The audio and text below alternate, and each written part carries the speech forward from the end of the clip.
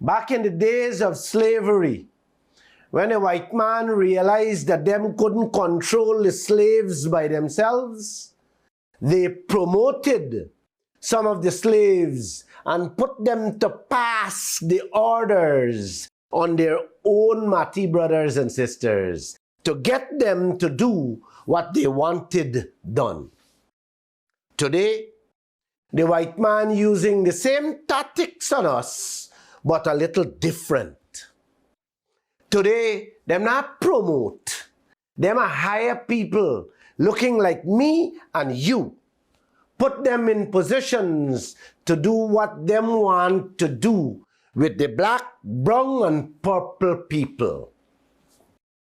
I show you people last week the signboard at the Cheddi Jagan International Airport where ExxonMobil used one of our sisters looking like us to sell us a fake dream.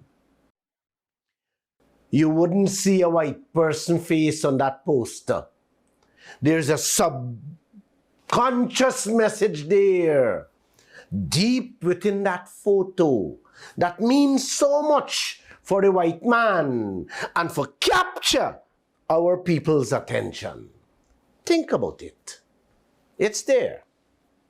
When you see and hear your own people, you just believe what you read and hear is the truth.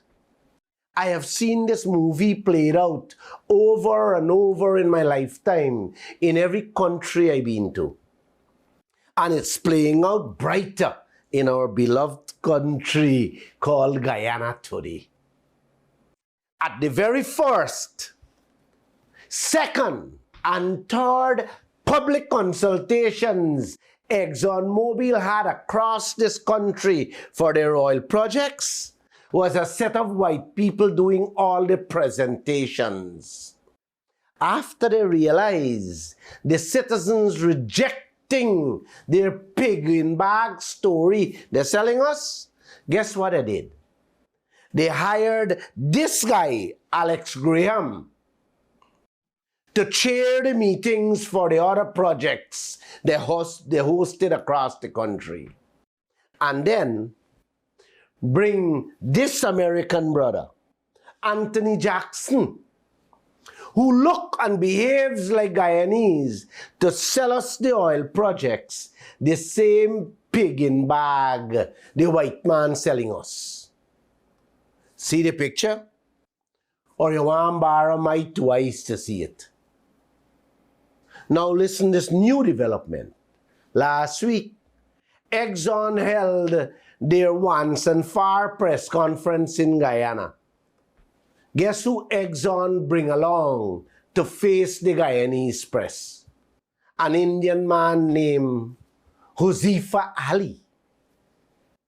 I think he's an American, just like Anthony Jackson, the American. You know, the ex-ambassador, Arikana Chiombori of Zimbabwe, sums up this pig in bag story very sweetly. Could you guys listen to it? I need you guys to pay attention to what I'm getting ready to say.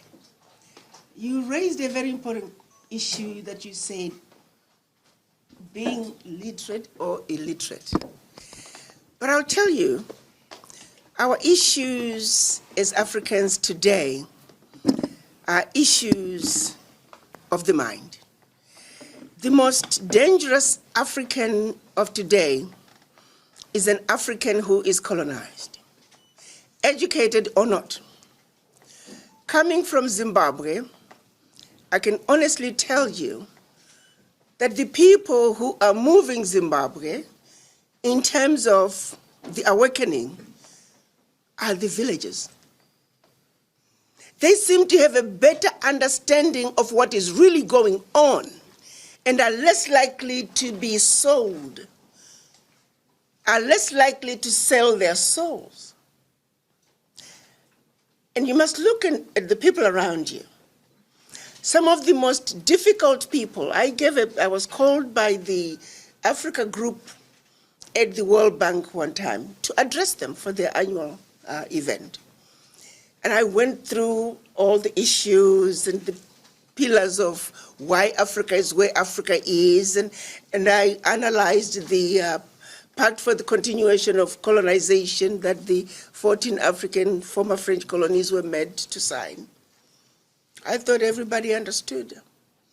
But at the end of it, two African-born economists working for the World Bank came to me and said, "But Ambassador, why do you keep talking about the Berlin Conference? It's a thing of the past."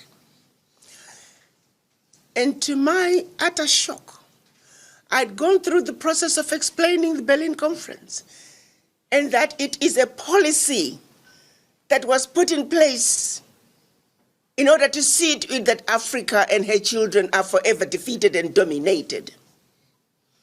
And that as long as we have a country called Togo, as long as we have a country called Burkina Faso, as long as we have a country called Malawi, we are defeated.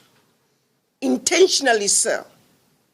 So these two economists working for the World Bank are the same ones now that are being used as instruments of our own self-destruction. They're the ones that are being sent to Africa to sell policies that are detrimental to Africa's progress. So the question then becomes, what is our education doing for us? And it goes back to the miseducation. The people who are in power are the ones who are failing to stand up and challenge those who are raping us in broad daylight.